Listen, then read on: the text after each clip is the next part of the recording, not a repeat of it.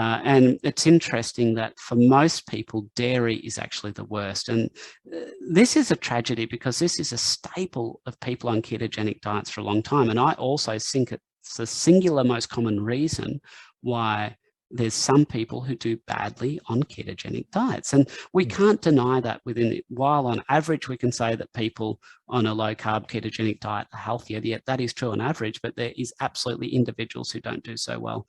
And I have no doubt that dairy is a major reason for that. I'll take you back to a study that they did, the English, the colonial English, out of their good-natured hearts. They were looking after the health of the tribes people in Africa, and I think the article was focused on economic productivity. So I'm obviously being very sarcastic there, but they basically said, well, look, the health of the natives is not as good as we'd like it to be. We think we can improve their economic productivity. Maybe nutrition has something to do with it. So this was done back in the 20s and 30s. And I actually got a copy. It's not indexed online for obvious reasons. It's a bit old, but I've managed to get a copy of the paper. And they actually had two tribes, one called the Akakuyu and one called the Maasai. Now, these tribes were in adjacent areas. Akakuyu were largely vegetarian. And the Maasai, at least the warrior age males, would only consume meat and dairy. So this is a perfect natural study. And also, because they were adjacent territories, they would intermix with marriage. So the genetics were very similar. So we argue that the difference between the tribes is caused by nurture, not by nature. It's caused by lifestyle, not by genetics. And what they actually found that in almost every parameter, the warrior age Maasai consuming an exclusively meat and milk diet were far healthier. They had less rates of diabetes. They were something like 5 inches taller, 50% stronger. So they did hand grip dynamometry, so 50% stronger. So they were just more robust. They had less joint deformity, so on and so forth. But there was one notable area where it was, I wouldn't say catastrophic, but they were quite poor. And that was autoimmune arthritis, inflammatory arthritis, where their immune system was attacking their joints. So back then they couldn't test for a lot of different antibodies, these products that the immune system produces that attacks the body.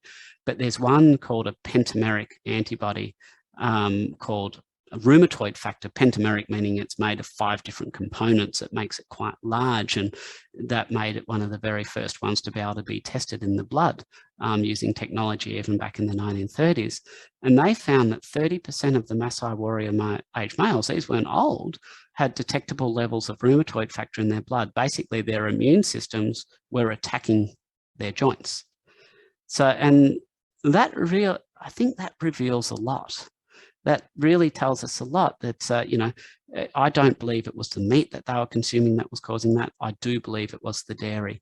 And when we have a look at other research, so we understand well the immune reactivities that can be caused by gluten consumption.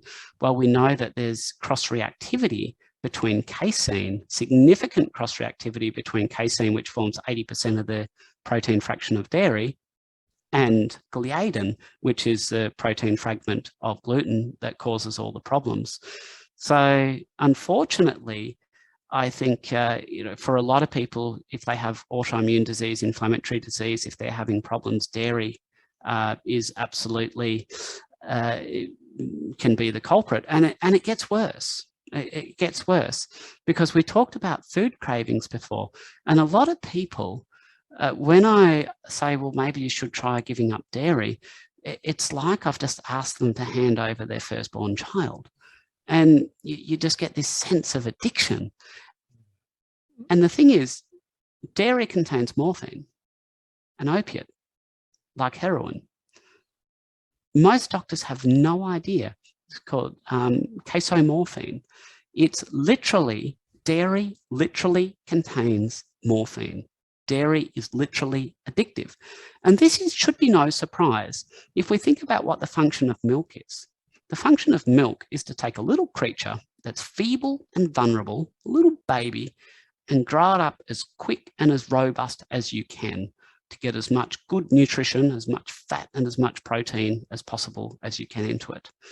And so to do that, you have to make it overeat. Now, given that it's not loaded with fructose or any, it's not synthesized by scientists, what solution is there to make people want to overconsume dairy or make babies overconsume dairy? Let's throw some morphine in there. Let's make it like an addictive drug. And it does a job beautifully. And here's the other thing.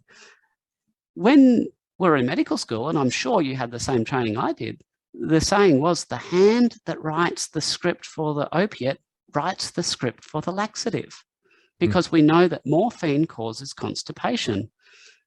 And so some people who are complaining about constipation, because what actually happens is morphine inhibits what we call the peristaltic activity, the contractile motion through the gastrointestinal tract. So dairy, obviously being an opiate that can cross-react with what we call the mu-opioid receptor, which is where the opiates will act on in the human body, that will cause constipation. That's another cause of constipation.